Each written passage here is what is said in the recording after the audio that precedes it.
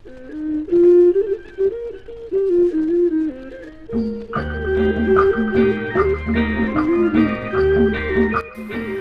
នេះបាននងក្រពើសំពៅត្រែងដំណាក់ស្ដៅអនុស្សាវរីយ៍ស្ទឹងបច្ចិន្តា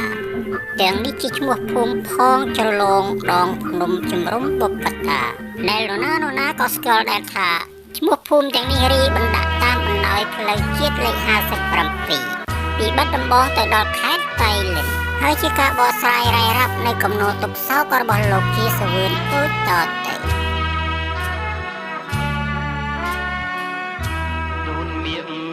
បាននងក្រពើសំពើត្រែងដំណាំងស្ដៅអនុស្សាវរីយ៍ស្ទឹងបច្ចិន្តាយើងឃ្លាតគ្នាឆ្ងាយអាឡ័យពាំងត្រាស្ដាយសួនពុកម៉ាខ្ញុំមកថ្ងៃណានឹងបានជួបមកវិញបៃលិនអូតងតាមដងព្រៃធំហាបាតចិនយំនៅតាមដងភ្នំជំរុំសោភីបាហ៊ីអូនណាយយើងយកជួបគ្នាក្រោមដួងចន្ទ្រាខាងខ្នងពុំងីអោបត្រង់បេះ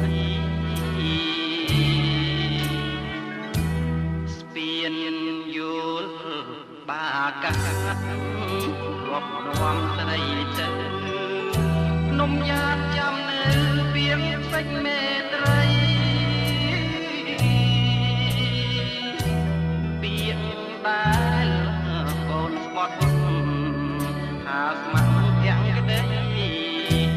ឥឡូវអ្វីស្រីបំភ្លេចអស់បងបដិញកើតរូបគេឆាត់ឆាយគេមានប្រាំចាយហើយអ្វីរូបបងក្រគ្មានអ្វីសោះក្របនក្រតាក់ក្រប្រាក់គ្មានឈ្មោះមិនដឹកបានសោះ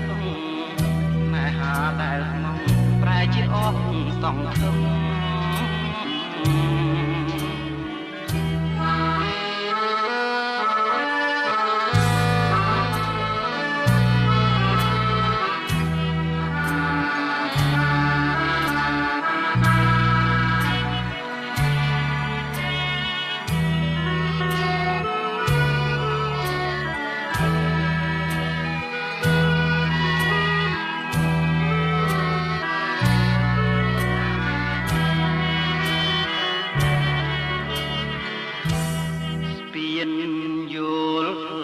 បាកាត់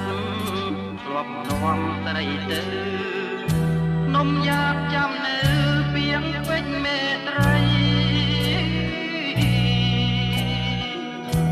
ពីងដែលអូនស្បត់ថាស្ម័គ្រភក្តីឥឡូវអ្វីស្រីបំភ្លេចអស់ស្ម័គ្របងដេញកើតរូបគេឆាតឆាយគេមានប្រាក់ចាយហើយអ្វីរូបបងក្រគ្មានអ្វីសោះក្របនក្រសាក់ក្រប្រាក់គ្មានឈ្មោះមិននឹកស្មានសោះស្នេហាដែលស្មោះប្រែជាអស់សង